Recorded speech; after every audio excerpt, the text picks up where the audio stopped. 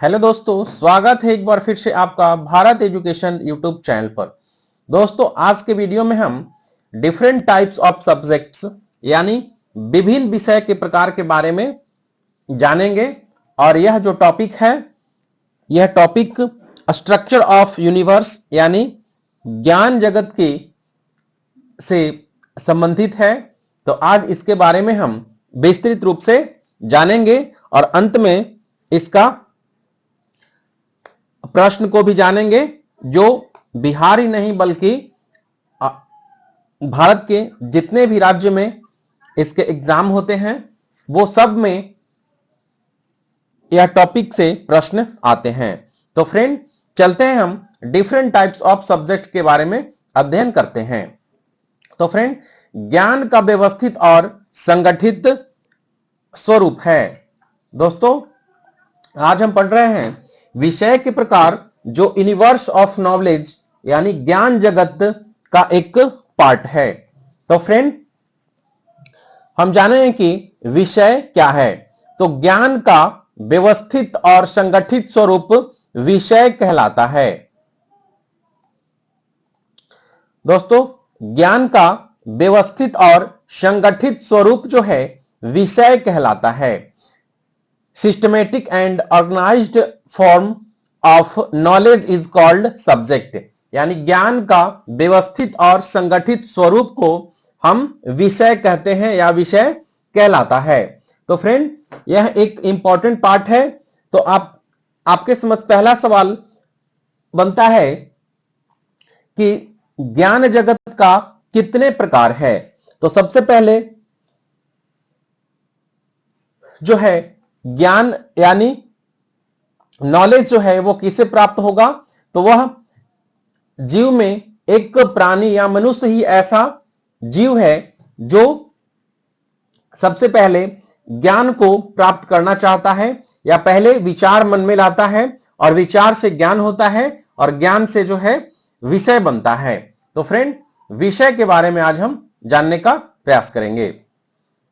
तो ज्ञान के किसी अंश का समान व असमान श्रेणियों में क्रमबद्ध एवं तर्कसंगत व्यवस्थापन जो है विषय कहलाता है।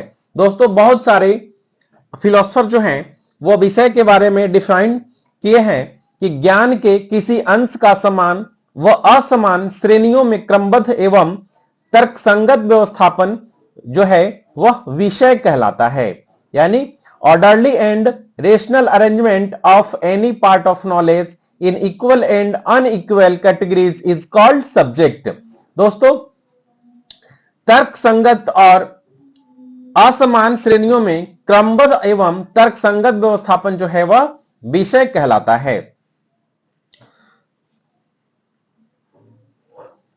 विषय एक सामान्य व्यक्ति की समझ में आ सकने वाले विचारों की सुसंगत संरचना को कहा जाता है। दोस्तों, विषय जो है एक समान व्यक्ति की समझ में आ सकने वाले विचारों की सुसंगत संरचना को कहा गया है। दोस्तों, यदि आपको बिहार लाइब्रेरियन का एग्जाम की तैयारी करना है तो आप इस चैनल से जुड़ें और वीडियो को स्किप ना करें, बिल्कुल अंत तक देखें। और इस चैनल के माध्यम से आपको ऑल लाइब्रेरी साइंस का पीडीएफ और वीडियो इस चैनल पर आपको मिलते रहेगा। तो आपसे रिक्वेस्ट है कि आप वीडियो को लाइक जरूर करें और यदि आप चैनल पर नए हैं तो चैनल को सब्सक्राइब जरूर करें। यदि आपको बिहार लाइब्रेरियन बनना है तो यह चैनल आपके लिए मोस्ट इंपॉर्टेंट होगा।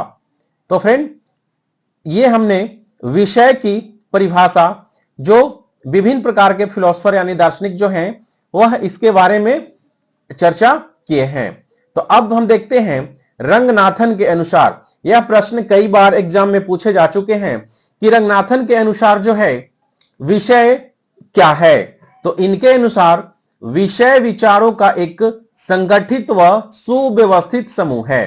दोस्तों, यह कई बार परीक्षा में पूछा जा चुका है कि रंगनाथन के अनुसार जो है विषय विचारों का एक संगठित व सुव्यवस्थित समूह है। यानी according to Ranganathan, a subject is an organized and systematic group of ideas।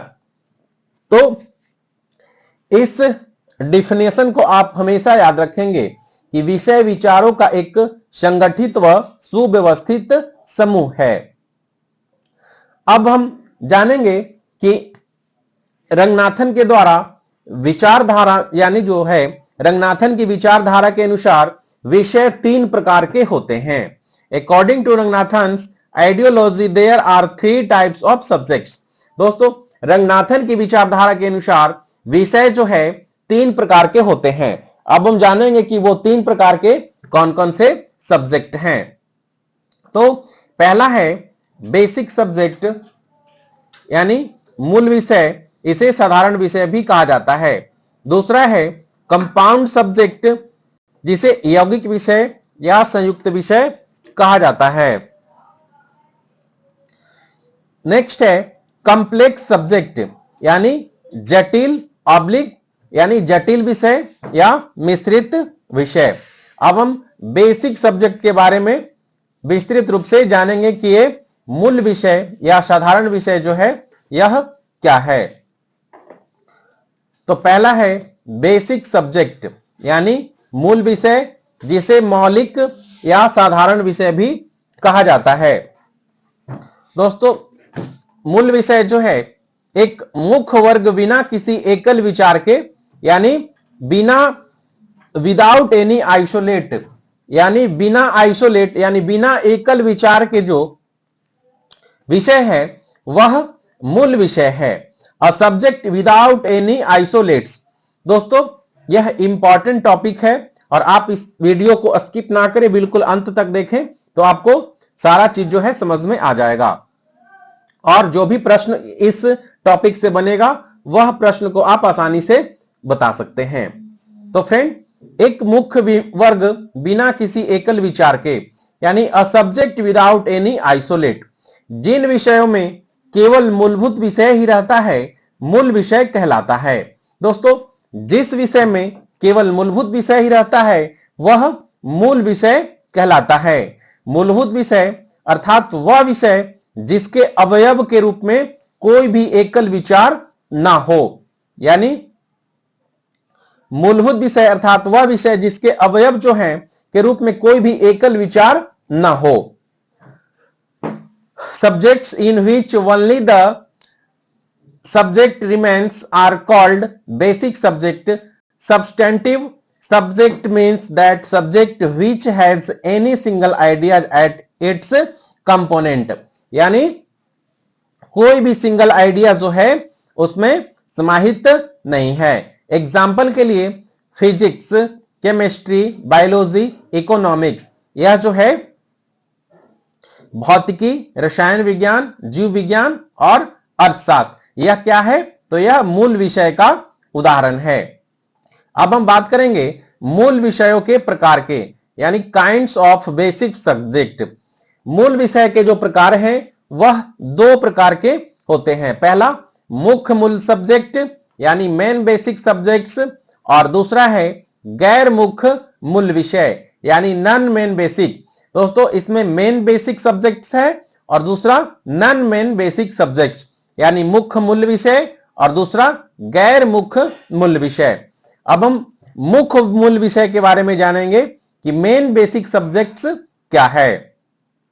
तो मुख्य विषयों को पुनः निम्नलिखित प्रकारों में विभक्त किया जा सकता है। दोस्तों, मुख्य मूल विषय को जो है यह 2 भागों में यानी निम्नलिखित प्रकारों में विभक्त किया जा सकता है। Main basic subject can be divided into the following types, यानी मूल विषय को जो मुख्य मूल विषय जो है उसे हम निम्नलिखित प्रकारों में विभक्त कर सकते हैं। जैसे परंपरागत, ट्रेडिशनल, अपरंपरागत, नॉन ट्रेडिशनल, आवश्यक, आंशिक समावेशन और विषय समूह। अब ये 5 क्या है इसके बारे में हम जानेंगे।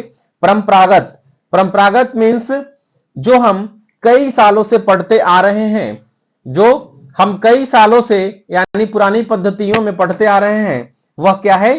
तो वह ट्रेडिशनल है। अब अपरंपरागत जो है यह क्या है? तो न्यू क्रिएटिव सब्जेक्ट यानी आश्रित, डिस्टिल्ड जो है, अपरंपरागत यानी नॉन ट्रेडिशनल जो है यह न्यू क्रिएटिव सब्जेक्ट जैसे लाइब्रेरी साइंस हो गया, होम साइंस हो गया, इस तरह से जो है अपरंपरागत यानी नॉन ट्रेडिशनल इसे कहते हैं। तो फ्रेंड इसमें 5 प्रकार के हैं, ये आगे वीडियो में हम आपको बताएंगे। परंपरागत, अपरंपरागत और आश्रित, आंशिक समावेशन और विषय समूह, यह किसमें आते हैं? तो यह मुख्य मूल विषय में आते हैं। अब हम बात करेंगे गैर मुख्य मूल विषय के बारे में, यानी नॉन मेन बेसिक सब्जेक्ट, यानी गैर मुख्य मूल विषय के बारे में हम जानेंगे। तो यह जो है निम्नलिखित 4 प्रकार के होते हैं। There are 4 types of non main basic subjects. तो यह गैर मुख्य मूल विषय यानी नॉन मेन बेसिक सब्जेक्ट जो हैं यह 4 प्रकार के होते हैं। पहला प्रमाणिक वर्ग यानी कैनोनिकल क्लासेस, स्पेशल कंस्टिट्यूशन यानी विशिष्ट घटक, प्रणाली घटक यानी सिस्टम कंस्टिट्यूएंट्स, पर्यावरण मूल विषय यानी इन्वायरमेंटल बेसिक सब्जेक्ट। अब हम दूसरा को जानेंगे कि कंपाउंड सब्जेक्ट क्या होता है, यानी संयुक्त विषय या फिर यौगिक विषय।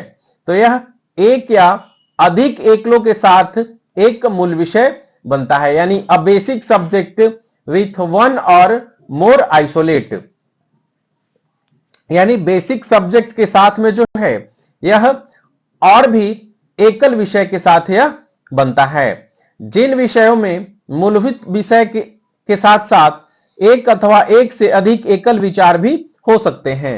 When a basic subject combines with an isolate idea, यानी जिन विषयों में मूलभूत विषय के साथ साथ एक अथवा एक से अधिक एकल विचार भी हो सकते हैं। A single ideas that can go with basic subject, यानी एक अकेला विचार जो मूल विषय के साथ चल सकता है वह क्या है? एकल, यानी एक अकेला विचार जो मूल विषय यानी मेन सब्जेक्ट के साथ चल सकता है वह क्या है? तो एकल विचार है। Example basic subject plus isolate, तो ये क्या बनेगा? कंपाउंड सब्जेक्ट, यानी मूल विषय प्लस एकल आइडियाज यानी यौगिक विषय यह बनता है। तो आप इन चीजों को जरूर याद रखें और इसका अध्ययन जो है का रिपीट करते रहें। तो बेसिक सब्जेक्ट प्लस आइसोलेट और यह बनता है कंपाउंड सब्जेक्ट यानी यौगिक विषय यह बनता है। बेसिक सब्जेक्ट आइसोलेट बराबर कंपाउंड सब्जेक्ट। अब देखेंगे शिक्षा प्लस प्रौढ़ यानी प्रौढ़ शिक्षा, एडुकेशन प्लस एडल्ट। तो यह क्या बनता है? जब बेसिक सब्जेक्ट और उसमें आइसोलेट यानी एकल विषय जो जुड़ता है तब वह है यौगिक विषय बनता है। यानी जब मूल विषय और एकल विषय जब एक साथ जुड़ता है तो वह यौगिक विषय यानी कंपाउंड सब्जेक्ट वह बन जाता है। तो उसका उदाहरण क्लियर हो गया कि एजुकेशन प्लस एडल्ट यानी शिक्षा प्लस प्रौढ़, वो क्या बनेगा? तो प्रौढ़ शिक्षा बनेगा। यानी अब आगे एग्जांपल हम देखते हैं लिटरेचर प्लस इंग्लिश यानी साहित्य प्लस अंग्रेजी, तो यह बन गया अंग्रेजी साहित्य। तो यह क्या हो गया? तो पहला बेसिक सब्जेक्ट और आइसोलेट यानी मूल विषय और एकल विषय दोनों मिलकर के यौगिक विषय का निर्माण हो गया। आगे है लिटरेचर प्लस इंग्लिश यानी यह क्या बन गया? तो कंपाउंड सब्जेक्ट बन गया यानी यौगिक विषय यह बन गया। नेक्स्ट है साइकोलॉजी प्लस चाइल्ड, तो यह क्या बन गया? यह बेसिक सब्जेक्ट है और यह आइसोलेट सब्जेक्ट है। तो यह बेसिक प्लस आइसोलेट जो है यह कंपाउंड सब्जेक्ट में कन्वर्ट हो जाता है। यानी जब दोनों मिलते हैं, यानी जब बेसिक सब्जेक्ट और एकल सब्जेक्ट जब मिलते हैं तो ये दोनों मिलकर जो है यौगिक विषय का निर्माण यानी कंपाउंड विषय का निर्माण करते हैं। अब हम एग्जाम्पल देखते हैं एग्रीकल्चर ऑफ राइस यानी चावल की कृषि। तो एग्रीकल्चर प्लस राइस जब बना तो यह जो है कंपाउंड सब्जेक्ट बन गया, यानी चावल की कृषि। नेक्स्ट है एग्रीकल्चर ऑफ व्हीट, तो गेहूं की कृषि जो है यह एग्रीकल्चर के साथ जब व्हीट यानी एकल विषय बना लगा तो यह कंपाउंड सब्जेक्ट बन गया। एग्रीकल्चर इन इंडिया यानी भारत में कृषि, यह क्या है, तो इसका उदाहरण है।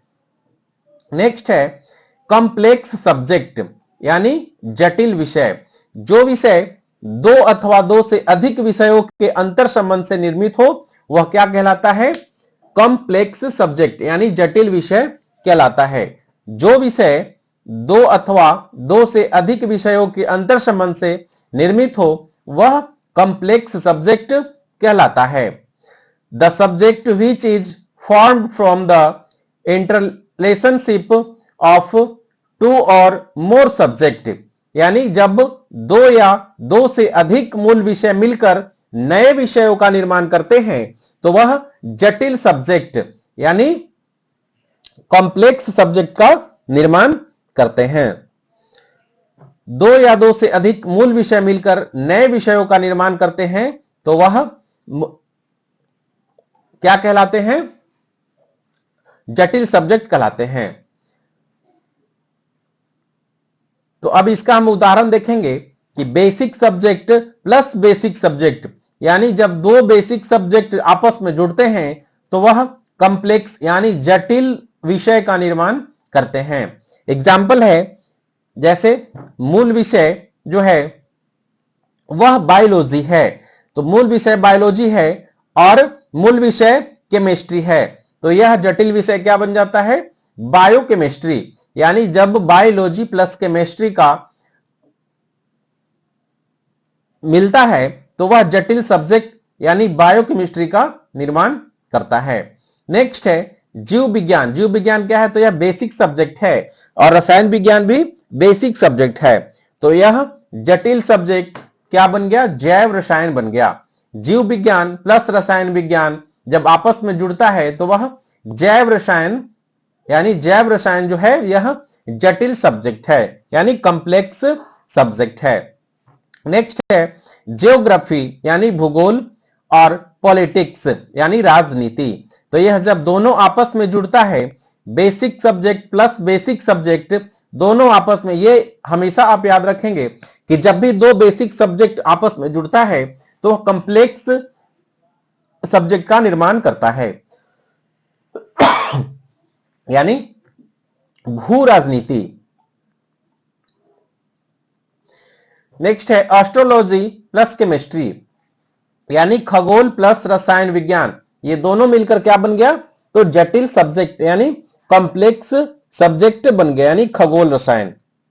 अब हम इसका और भी उदाहरण देखते हैं। पुस्तकालय विज्ञान पर सूचना प्रौद्योगिकी का प्रभाव, समाजशास्त्र व धर्म में अंतर संबंध, शिक्षा और मनोविज्ञान में अंतर, तो ये था आपका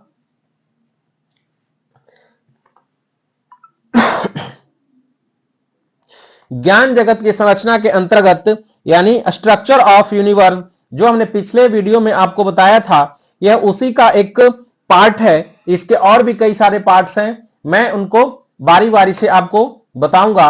अब हम प्रश्न लेते हैं कि ज्ञान जगत में विषय को कितने भागों में बांटा जाता है।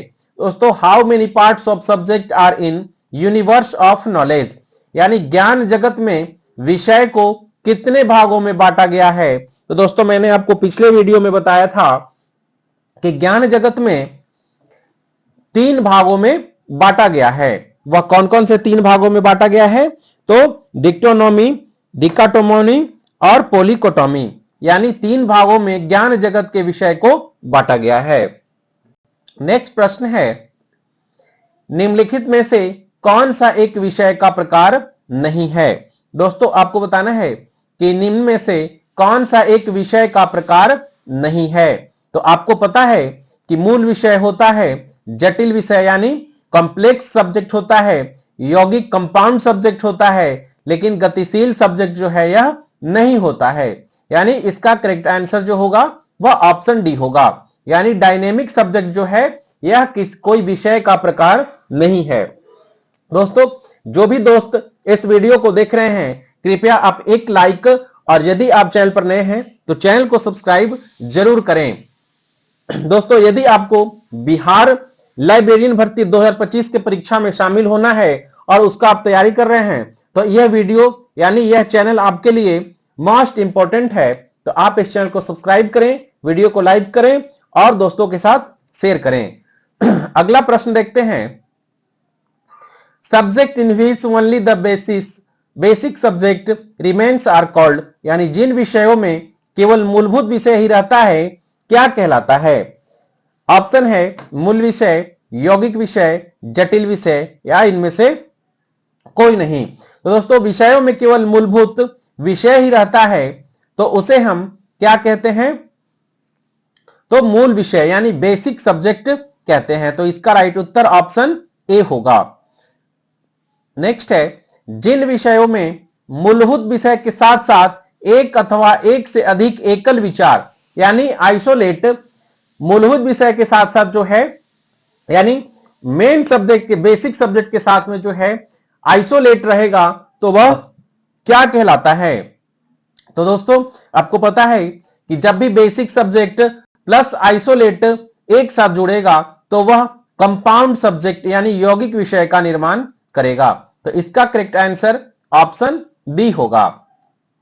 अगला प्रश्न है, जो विषय दो अथवा दो से अधिक मूल विषयों के अंतर संबंध से निर्मित हो। दोस्तों, दो से अधिक मूल विषयों के अंतर संबंध से निर्मित हो वह क्या कहलाएगा? जब आप बेसिक सब्जेक्ट के साथ बेसिक सब्जेक्ट जोड़ेंगे तो दोस्तों वह कंप्लेक्स सब्जेक्ट का निर्माण करेगा, यानी जटिल सब्जेक्ट का। जब भी दो बेसिक सब्जेक्ट का मिलान होता है तो वह क्या बनता है? जटिल विषय यानी कंप्लेक्स सब्जेक्ट का निर्माण करता है। अगला प्रश्न है, बायोलॉजी कम्स अंडर। दोस्तों, मोस्ट इंपॉर्टेंट प्रश्न है, जीव विज्ञान किस विषय के अंतर्गत आता है? दोस्तों, जीव विज्ञान जो है यानी बायोलॉजी किस विषय के अंतर्गत आता है? तो यह बेसिक सब्जेक्ट यानी मूल सब्जेक्ट के विषय में आता है, यानी ऑप्शन ए इसका बिल्कुल करेक्ट उत्तर हो जाएगा। नेक्स्ट है, agriculture for rice comes under.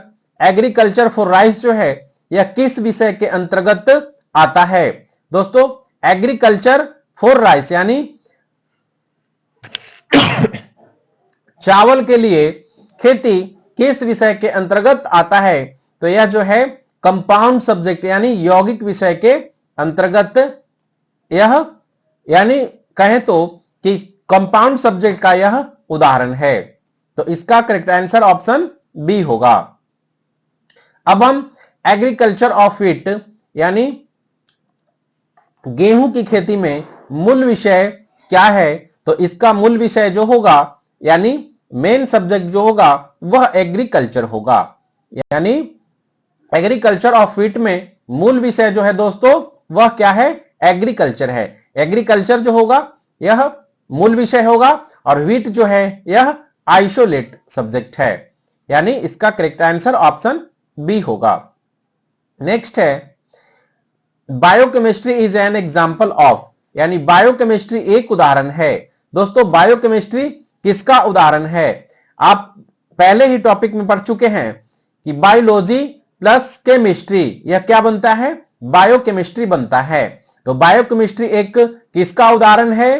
तो यह कॉम्प्लेक्स सब्जेक्ट यानी जटिल विषय का उदाहरण है। अब इसका उदाहरण कॉम्प्लेक्स सब्जेक्ट कैसे हो गया? तो बायोलॉजी क्या है? बेसिक है और केमिस्ट्री क्या है? बेसिक है। जब दो बेसिक सब्जेक्ट एक साथ जुड़ते हैं तो वह जटिल विषय यानी कॉम्प्लेक्स साउंड का निर्माण होता है। तो इसका करेक्ट आंसर जो है ऑप्शन सी होगा। अगला प्रश्न है, किसके अनुसार विषय विचारों का एक संगठित व सुव्यवस्थित समूह है? तो यह नॉलेज ऑफ ऑर्गेनाइजेशन में यह क्वेश्चन जो है वेरी इंपॉर्टेंट है, क्योंकि यह रंगनाथन साहब के द्वारा जो है इसे परिभाषित किया गया है, यानी विषय विचारों का एक संगठित व सुव्यवस्थित समूह है। यह किसके द्वारा कहा गया है? तो डॉक्टर एशा रंगनाथन साहब के द्वारा यह कहा गया है। नेक्स्ट प्रश्न है, ज्ञान के किसी अंश का समान व असमान श्रेणियों में क्रमबद्ध तर्कसंगत व्यवस्थापन कहलाता है। दोस्तों, ज्ञान के किसी अंश का समान व असमान श्रेणियों में क्रमबद्ध तर्कसंगत व्यवस्थापन कहलाता है। तो इसका राइट उत्तर होगा विषय, यानी सब्जेक्ट जो है तर्कसंगत व्यवस्थापन कहलाता है। जब एक विचार संगठित और व्यवस्थित हो जाता है तो वह क्या बनता है? जब एक विचार संगठित और व्यवस्थित हो जाता है तो वह क्या बनता है? तो वह सब्जेक्ट बनता है, यानी ऑप्शन बी इसका राइट आंसर हो जाएगा। दोस्तों, यदि आपको बिहार लाइब्रेरी साइंस का पीडीएफ प्राप्त करना है तो आप इस नंबर पर व्हाट्सएप करके आप लाइब्रेरी साइंस के सारे पीडीएफ को आप प्राप्त कर सकते हैं। और यदि आप पीडीएफ प्राप्त कर लेते हैं तो आप बार बार रिवीजन करते रहिए और भारत एजुकेशन चैनल का आप वीडियो देखते रहें, तो आपको लाइब्रेरियन बनने में कोई भी पीछे नहीं कर सकता है। तो फ्रेंड, आपसे रिक्वेस्ट है कि आप वीडियो को लाइक करें और चैनल को सब्सक्राइब करें, और आपको पीडीएफ चाहिए तो आप इस नंबर पे संपर्क कर सकते हैं। तो फ्रेंड, मिलते हैं हम एक अगले वीडियो में नए टॉपिक के साथ। धन्यवाद।